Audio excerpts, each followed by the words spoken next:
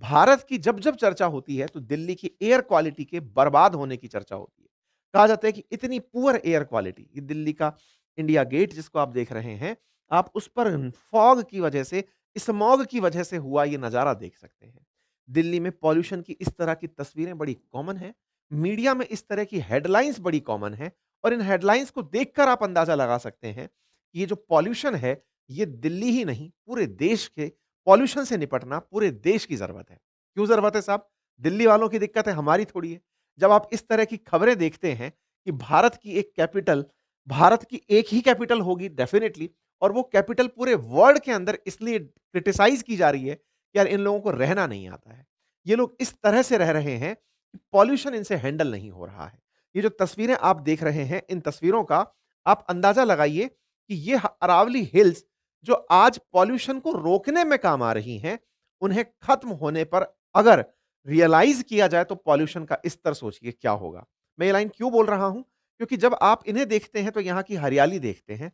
हरियाली से आप ये समझते हैं कि ये पॉल्यूशन रोकने के काम आती होगी। जो चीज़ पॉल्यूशन रोकने के काम आती हो, सोचिए कि अगर वो अवैध खनन की शिकार हो जाए, ये खनन का हिस्सा हो जाए, तो क्या आपको नहीं लगता कि दिल्ली के जो रिज़ल्ट हैं, वो बहुत खतरनाक होंगे?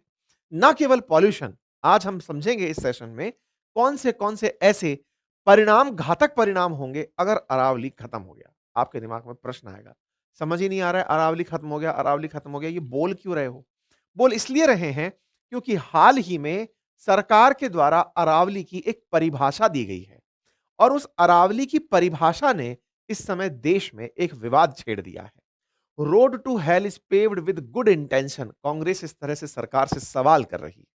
तो आज के सेशन में ये सुप्रीम कोर्ट ने अरावली की कौन-सी परिभाषा ऐसी मान ली, जिसके चलते अरावली खत्म हो जाएगा, ये चर्चा हो रही है और साथ ही साथ इस बात की चर्चा है कि इस तरह के आदेश खनन माफिया को लाभ पहुंचाने के लिए हैं।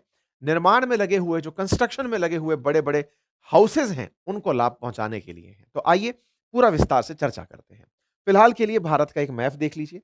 भारत के मैप में 4 राज्यों को मार्क कर लीजिए। गुजरात, राजस्थान और इस गुजरात, राजस्थान के साथ-साथ निकलता हुआ हरियाणा और फिर दिल्ली। कुछ इस तरह से भारत के अंदर एक पर्वत श्रृंखला पाई जाती है। ज्योग्राफी के छात्र इसे बहुत अच्छे से सुनते आए हैं। राजस्थानियों के लिए तो ये बिल्कुल उनकी आन बान शान की बात है, क्योंकि उनके किसी भी एग्जाम में यहां से कोई सवाल ना आए हो नहीं सकता। मैप को जब हम पढ़ते हैं तो कुछ इस तरह से पढ़ते हैं कि ऊपर उत्तर, नीचे दक्षिण, राइट में ईस्ट, लेफ्ट में वेस्ट पढ़ा जाता है। अगर आप इसको देखें तो ये कुछ इस तरह से दिखाई पड़ता है, अर्थात ये पर्वत श्रृंखला साउथ वेस्ट से निकल करके नॉर्थ ईस्ट की तरफ आगे बढ़ रही है। जब भारत में आने वाले मानसून की जिक्र करते हैं तो भी हम ये पूछते हैं कि भारत में मानसून साउथ वेस्ट दिशा से आता है। साउथ वेस्ट से मतलब कुछ इस तरह से भारत के अंदर मानसून अरब सागर वाली साइड से चलकर आता है।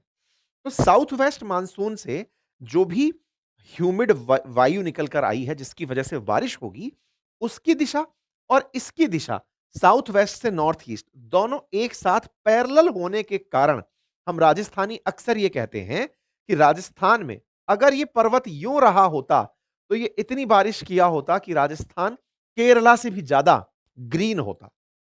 अगर ये पर्वत इस तरह इसके समानांतर ना हुआ होता और इस पर्वत की लोकेशन जैसे विंध्याचल या फिर वेस्टर्न घाट है ऐसी रही होती, तो राजस्थान में शायद थार डेजर्ट ना होता। पर आप इसको चेंज नहीं कर सकते, ये तो थ्योरीज है। ऐसे में अरावली का साउथ वेस्ट मानसून के समानांतर होने के कारण ये हर सारी की सारी पवनें जाकर रुकती हैं। साउथ वेस्ट मानसून से निकली मानसून की पवनें माउंट, ये जो अपना हिमालय पर्वत है, इसके पास जाकर रुकती हैं। और जब ये हिमालय पर्वत से जाकर के आर्द्रता लिए हुए हवाएं टकराती हैं तो यहां पर बर्फ गिरती है, यहां पर बारिश होती है। हिमाचल प्रदेश, उत्तराखंड, जम्मू कश्मीर, ये तमाम वो राज्य हैं जहां पर हिमालय है और वहां पर आप तेज बारिश की, बर्फ गिरने की खबर सुनते हैं। यही कारण है कि हिमालय से निकलती हुई नदियों में आप गंगा यमुना का जिक्र सुनते हैं। कुल मिलाकर सिंधु, गंगा, यमुना इस साउथ वेस्ट मानसून के कारण है। तो अगर ज्योग्राफी इतनी सी आप समझ पा रहे हो, जो मैं यहां पर मतलब इस सेशन के हिसाब से समझा रहा हूं वो ये कि अरावली पर्वत समानांतर है साउथ वेस्ट मानसून के, जिससे यहां पर माउंट एवरेस्ट तक हवा पहुंचती है। खैर सॉरी, माउंट एवरेस्ट कहिए या हिमालय कहिए, उस तक हवा पहुंचती है। अब अरावली का जिक्र क्यों हो रहा है? अरावली का जिक्र इसलिए हो रहा है क्योंकि अरावली के एक हिस्से पर फिर भी इन साउथ वेस्ट मानसून के चलते बारिश होती है। कौन से हिस्से पर बारिश होती है? जो अरावली है, उसका साउथ ईस्ट सारा साइड वाला जो हिस्सा है, जो कि साउथ वेस्ट मानसून के संपर्क में आता है, इस वजह से राजस्थान 2 भागों में बँट जाता है। राजस्थान 2 भागों में बँट जाता है, इससे क्या मतलब है? आप ऐसे देखिए, ये राजस्थान है, राजस्थान का एक पूर्वी हिस्सा और एक पश्चिमी हिस्सा। राजस्थान का जो पूर्वी हिस्सा है ना, जिसमें अलवर आता है, जिसमें आप ये जयपुर जहाँ से मैं बात कर रहा हूँ, ये सारी जगह जो हैं, यहाँ पर तुलनात्मक रूप से हरियाली है। थार डेज़र्ट यहाँ पर नहीं है। ये वाला जो क्षेत्र आप देख रहे हैं, पश्चिम की साइड वाला, इधर की तरफ डेज़र्ट है। कारण मैं बता चुका हूँ क्योंकि मानसून यहाँ तक नहीं पहुँच पाता। ये जो डेज़र्ट है ना, कहते हैं कि डेज़र्ट की आदत होती है, वो आगे बढ़ता है, मार्च पास्ट करता है, वो बढ़ता है आगे। अरावली उसको रोक कर रखा हुआ है। एक तो साउथ वेस्ट मानसून से बारिश कराता है पूर्वी राजस्थान में और पश्चिम वाले जो डेजर्ट है, उसको पूरब की तरफ आने से रोकता है। ये सारी जानकारी राजस्थानियों के लिए बड़ी कॉमन होगी, लेकिन जो मेरे अन्य साथी पूरे देश भर से मुझे सुन रहे हैं, वो इसे रिलेट कर पाएँगे ताकि हम मुद्दे पर पहुँच पाएँ। अब पॉइंट ये है कि ये जो आप अरावली देख रहे हैं, इससे राजस्थान में बहुत लाभ है कि हम पूरे राजस्थान वाले रेगिस्तान में नहीं रहते। विशेष रूप से जो बाहर से आकर के राजस्थान घूमने आते हैं, उन्हें बड़ा अचरज होता है, यार तुम्हारे यहाँ पर इतना पानी कैसे है, नदियाँ कैसे हैं? क्योंकि एक साइड वो है, जहाँ पर इनका बढ़िया एक्सेस है। चलिए साहब, ये अरावली कुल मिलाकर 692 किलोमीटर लंबी है और राजस्थान, गुजरात, हरियाणा, दिल्ली 4 राज्यों में होती हुई जाती है। गुजरात से शुरू होकर के जब ये दिल्ली तक जाती है, तो दिल्ली के जो फेमस रायसीना हिल्स है, उसी पर आप राष्ट्रपति भवन देखते हैं। कई बार फ़िल्मों में आपने इस जगह पर चलती हुई गाड़ियों को देखा होगा, ये हल्की-सी उठ कर के जा रही होती हैं। ऐसा लगता है स्लोप के ऊपर जा रही हैं। ये जो स्लोप पर बना हुआ राष्ट्रपति भवन है, जो ऊँचाई पर दिख रहा है, ये अरावली के सबसे आखिर कोने पर बना हुआ राष्ट्रपति भवन है। इस तरह से अरावली को 3 भागों में बाँटा जाता है। सबसे दक्षिण में यानी कि नीचे की तरफ वाला जो भाग है वो दक्षिण अरावली, मध्य अरावली और उत्तरी अरावली यानी कि जो दिल्ली वाली साइड है। उसकी औसत हाइट कम है, 450 मीटर तक है। मिडिल अरावली की हाइट 500 से 700 मीटर है और जो एवरेज एलिवेशन है सदर्न का, दक्षिण वाले का, वो 1000 मीटर के आसपास बताया जाता है। ये केवल थ्योरेटिकल पर्पज़ से आप समझ लीजिए। यहाँ पर जो आप रायसीना हिल्स देख रहे हैं, इससे आप अंदाजा लगाइए कि दिल्ली के बहुत से हिस्से, विशेष रूप से दक्षिणी दिल्ली, जिसको साउथ दिल्ली के नाम से लोग पॉश इलाकों में कंसीडर करने के लिए नाम साउथ दिल्ली बोलकर चलते हैं, वहाँ पर जो ग्रीनरी है, वो असल में अरावली के ऊपर ही बना हुआ ग्रीनरी है। उस पर ही पड़े हुए पेड़ हैं, जिन्हें रायसीला हिल्स के नाम से जाना जाता है। कुल मिलाकर अब तक आप समझ चुके होंगे कि मरुस्थलीकरण को रोकना हो, क्लाइमेट को कंट्रोल करना हो और अरावली में चूंकि ग्रीनरी देखी है तो निश्चित ही पानी भी गिर रहा है। पानी गिर रहा है तो वाटर कंजर्वेशन हो रहा है। बायोडायवर्सिटी जैसे मैंने आपसे कहा कि यहाँ पर टाइगर रिजर्व है। पॉल्यूशन को कंट्रोल करने के लिए जिस तरह से अरावली है, अरावली पॉल्यूशन कैसे कंट्रोल कर रही है आप समझिए। दिल्ली के लिए ये कैसे वरदान है कि जब पश्चिमी राजस्थान से चलती हुई हवाएं निकलती हैं, तो सैंड अरावली में ही अटक जाती है और वो ऊपर तक उठ नहीं पाती।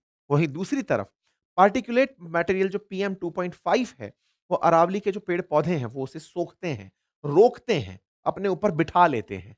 नेट का काम करते हैं, नेचुरल नेट का काम। ऐसे में दिल्ली के लिए अरावली एक बहुत बड़ा प्रोटेक्शन है, जिसे आप इस तरह से समझ सकते हैं। एक तरफ डेज़र्ट देख सकते हैं और एक तरफ हरियाली देख सकते हैं। कहते हैं जैसे माउंट एवरेस्ट बार-बार निकल रहा है हिमालय के लिए, जैसे हिमालय के चलते आज हमारे देश में नदियाँ हैं, ऐसे ही अरावली के चलते पूरे देश के अंदर डेज़र्ट से बचाव है। फिलहाल के लिए आज रायसीना हिल्स और इस बीच में सुप्रीम कोर्ट, ये कहानियों में है और चर्चा का विषय क्या है?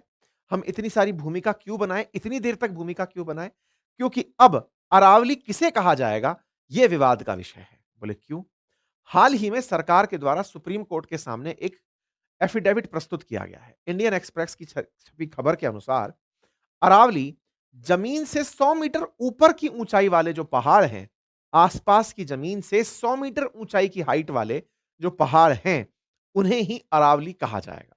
ऐसा सुनने के बाद आप कहेंगे 100 मीटर मतलब लगभग 325 फीट। सर इतना तो होना भी चाहिए ना। अगर इतनी हाइट का कोई पहाड़ है तो अरावली कहलाएगा, इसमें गलत क्या है इन 4 पहाड़ों में, 4 राज्यों में?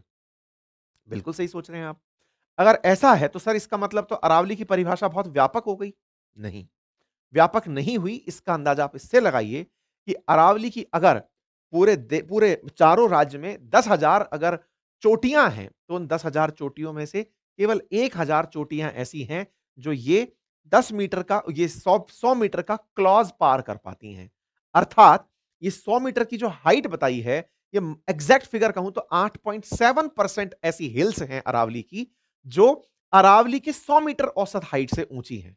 इसका मतलब सरकार ने जो एफिडेविट सुप्रीम कोर्ट के सामने रखा है, उसके अनुसार 100 मीटर से नीचे की तमाम पहाड़ियाँ अब अरावली नहीं होंगी और अगर वो अरावली नहीं होंगी, तो क्या उनमें खनन किया जा सकेगा? ये सारा सवाल क्यों आया था? क्योंकि पिछले साल 2024 में सुप्रीम कोर्ट ने चारों राज्यों में माइन्स बंद करवा दी थी और कहा था कि पहले ये बताओ कि खुदाई हो कहां सकती है, कहां पर माइनिंग की जा सकती है, कहां से पत्थर और रोड़ी निकाली जा सकती है।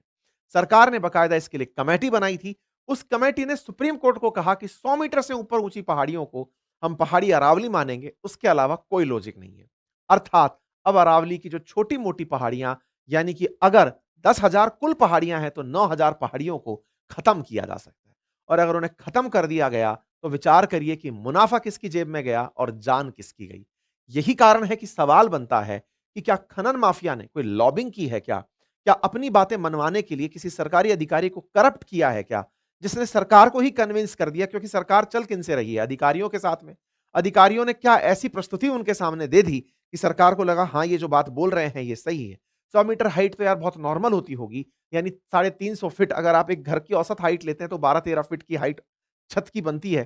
तो ऐसे में अगर मानकर चलें तो मान लीजिए कि 20 मंजिला एक घर की बराबर हाइट तो होनी ही चाहिए पहाड़ की, तो उससे कम तो क्या ही मानेंगे। ये जो कन्विंसिंग वाली बात है, इसमें खेला कहाँ खेल दिया गया कि पहाड़ी की हाइट अपने आसपास के क्षेत्र से 100 मीटर ऊपर होनी चाहिए। ये आसपास की जगह कहां से नापोगे?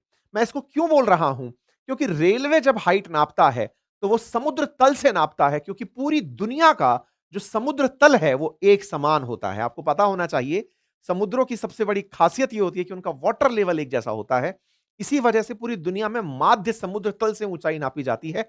एल्टीट्यूड वहीं से लिया जाता है और उस समुद्र तल के चलते, क्योंकि सी सरफेस दुनिया के जितने भी महासागर हैं वो आपस में जुड़े हुए हैं, यही कारण है कि उनका एक लेवल मेंटेन होता है और यही कारण है कि उनसे औसत ऊंचाई सबकी नापी जाती है। यहां पर खेला क्या खेल दिया गया? समुद्र तल से अगर 100 मीटर ऊंचाई की बात होती, तो शायद अरावली के अंदर कोई कंकर भी ना निकाल पाता, लेकिन सरकार ने जो अपनी तरफ से बात रखी, उसमें आसपास की जगह, और ये आसपास की जगह कौन डिसाइड करेगा, इसके बारे में कोई बात नहीं की गई। अब मैं थोड़ा-सा आपको और विस्तार में अंदर गहराई तक ले चलूँ, तो ये अब जो पिछले साल 2024 की न्यूज़ कटिंग है, जिस न्यूज़ कटिंग में सरकार ने पूछा था कि अरावली किसे कहोगे? क्योंकि हरियाणा और राजस्थान में बड़ा डिस्प्यूट चल रहा था। हरियाणा वाले कह रहे थे कि हम पिलर लगाकर बताएँगे कि ये हरियाणा है, ये राजस्थान है, क्योंकि हरियाणा में माइनिंग का यूज़ हो रहा है, राजस्थान से खोद-खोद कर हरियाणा में लोग बेचने पत्थर पहुँच जा रहे हैं। अवैध रूप से आप कई बार खबरें सुनते होंगे कि माइनिंग रुकवाने के लिए गई टीम के ऊपर जेसीबी चढ़ा दी गई, ट्रक चढ़ा दिए गए, गोलियां चला दी गई। क्यों? क्योंकि माइनिंग में जबरा पैसा है और जितना पैसा खर्च हुआ लगाने में, उतना ही वसूल लिया जाता है बिल्डिंग बनाने वाले से। आप देखते हैं जब-जब कोई भी चीज़ रोक लगती है, जैसे हमारे राजस्थान में रेता, और ये रेते की कहानी आप अधिकांश लोग जानते भी होंगे। अगर किसी रिवर के अंदर से डस्ट निकाली जा रही है, बजरी निकाली जा रही है, तो उस बजरी को अगर पुलिस रुकवा रही है नदी संरक्षण के नाम पर, तो पुलिस की पॉकेट में जो दिया गया, विभाग की जेब में जो दिया गया, वो कंज्यूमर तक पहुँचेगा। यानी कि इनडायरेक्ट टैक्सेशन हमारे देश में भ्रष्टाचार करता है। तो वो इनडायरेक्ट रूप से जो टैक्सेशन लगता है, वही बजरी का ट्रक अगर रोका नहीं लगा होता, यानी कि रेस्ट्रिक्शन नहीं होते, तो शायद 5,000 का जो ट्रक मिलता, ट्रैक्टर मिलता, वो 10,000 रुपए का हो जाता है, क्योंकि बढ़ते-बढ़ते रिश्वत आ रही है। तो ओवरऑल किस-किस की जेब पर असर पड़ रहा है? तो जिसको मकान बनवाना है, उसको कंस्ट्रक्शन लागत बढ़ गई। पॉल्यूशन वालों को दिक्कत ये है कि पेड़ खत्म, मतलब पहाड़ खत्म हो जाएँगे, पर्यावरण खत्म हो जाएगा। अल्टीमेटली लाभ किसका होगा? तो आंसर है जिसने पहाड़ को खोदा, उसका सबसे बड़ा लाभ था। तो क्या पहाड़ खोदने वाले इतने बड़े हो गए कि वो दिल्ली समेत पूरे देश में, विशेष रूप से राजस्थान, गुजरात, जहां-जहां पर अरावली से डेजर्टिफिकेशन बचा है, जहां-जहां अरावली से पॉल्यूशन रुका है, उन सबको एक साथ बेच खाए? ये सवाल इसीलिए है क्योंकि इंडियन एक्सप्रेस की एक रिपोर्ट में ये लाइन पूछी गई कि ऐसे तो 90% अरावली खत्म हो जाएगा। और जब इंडियन एक्सप्रेस की रिपोर्ट ने यह बात खोजकर निकाली, क्योंकि सरकार ने अपनी तरफ से जो डॉक्यूमेंट प्रस्तुत किया, उसके अंदर 1048 ही ऐसी पहाड़ियां निकलकर आई जो कि 100 मीटर से ऊपर की थी। यही कारण है कि अरावली की इस रिपोर्ट के चलते पूरे देश में बहस शुरू हो गई है। फॉरेस्ट सर्वे ऑफ इंडिया द्वारा बनाई इस रिपोर्ट में 15 जिलों के अंदर 12,081 पहाड़ियाँ ऐसी हैं, जो 20 मीटर से ऊपर की हैं। 20 मीटर का मतलब हुआ कि ये वो पहाड़ियाँ हैं, जो लगभग 65 फीट की हैं और जिन्हें आप चोटी मानते हैं। अरावली बहुत पुराना पहाड़ है, कहा जाता है कि हिमालय से भी पुराना पर्वत है। ऐसे में वो घिस भी गया है। उसकी हाइट को आसपास के समय काल के हिसाब से कमी चुनौतियाँ मिली हैं। हिमालय काफ़ी नया नवीन वलित पर्वत कहलाता है। तो अरावली पर्वत जो है, उस अरावली पर्वत की 20 मीटर से ऊपर ऊँचाई वाली लगभग 12,000 पहाड़ियों को अगर देखा जाए, तो उसमें से 8.7% पहाड़ियाँ ही ऐसी हैं, जो 100 मीटर से ऊपर हैं और बस इसी 100 मीटर के चलते ये सारा की सारा बवाल मचा हुआ है। विशेषज्ञों का कहना है कि अगर 100 मीटर से ऊपर मानते हो, तो लगभग 90% अरावली खत्म हो जाएगी और ऐसा हुआ तो एनसीआर की हवा खत्म हो जाएगी। मेरे प्यारे साथियों, आप इस तस्वीर के माध्यम से, स्लाइड के माध्यम से समझ सकते हैं कि ये जो बना हुआ पूरा-पूरा डेज़र्ट है, ये किस तरह से ग्रीनरी को खा जाएगा। एक बड़ा ग्रीन पैच जिससे दिल्ली सुरक्षित है, वो मात्र इन 1048 पहाड़ियों के कारण ही अगर रहा, तो दिल्ली बर्बाद हो जाएगी। इस पूरी रिपोर्ट में उन पहाड़ियों को जिनके ऊपर चित्तौड़गढ़ फोर्ट है या रणथंभौर या सरिस्का जैसी जगह बनी है, उन्हें हटाकर ज़िक्र किया गया है। लेकिन ये बड़ा ज़िक्र है, सरकार को आवश्यकता है कि अपनी इस रिपोर्ट में वो विषयवार इस पर क्लैरिफ़िकेशन दे। बचने का एक बहुत आसान तरीका है कि वो आस-पास से 100 मीटर की जगह समुद्र तल से 100 मीटर ऊपर बोल करके अपनी बात बदल सकती है। लेकिन ये कोई टेक्निकल या वो टाइप टाइप करने वाली टाइपो एरर नहीं है। ये इंटेंशनल है, तो इससे कैसे बचा जाए, यही बात विपक्ष के द्वारा उठाई गई है। हमने भी अपने ट्विटर हैंडल अंकित कुमार अवस्थी, जिसको आप के अंकित के माध्यम से सर्च कर सकते हैं, वहाँ पर इस विषय को काफ़ी विस्तार से आपके सामने रखा है और इस पर अपनी राय रखी है और आप भी यहाँ आकर अपनी राय रख सकते हैं, सो दैट आप सरकार तक अपनी बातें पहुँचा सकें। कुल मिलाकर के 34 में से मतलब अब आप इसमें एक इंटरेस्टिंग फैक्ट और है कि अभी अरावली की डेफिनिशन डिसाइड हुई है, तो पहले क्या था? तो पहले सरकारी कुछ नियम थे और वो ये थे, जो फॉरेस्ट सर्वे ऑफ इंडिया कहता था कि 3 डिग्री वाला फॉर्मूला जो है, उससे हम अरावली डिसाइड करते हैं। 3 डिग्री का मतलब ढलान कितनी है। इस बार उस फॉर्मूले को यूज़ ही नहीं किया गया। बीच में उसे 4.5 डिग्री तक पहुँचा दिया गया। इस बार सीधा सफा कर दिया कि 100 मीटर हाइट से ऊपर है, तो हम अरावली मानेंगे। लेकिन खेल यहाँ पर एवरेज एलिवेशन समुद्र तल से ना होकर आसपास की जगह से होने के कारण यहाँ पर बहुत सारे पहाड़, पर्वत खत्म कर दिए जाएँगे। उम्मीद है कि अब आप इस बात को समझ पाए हों।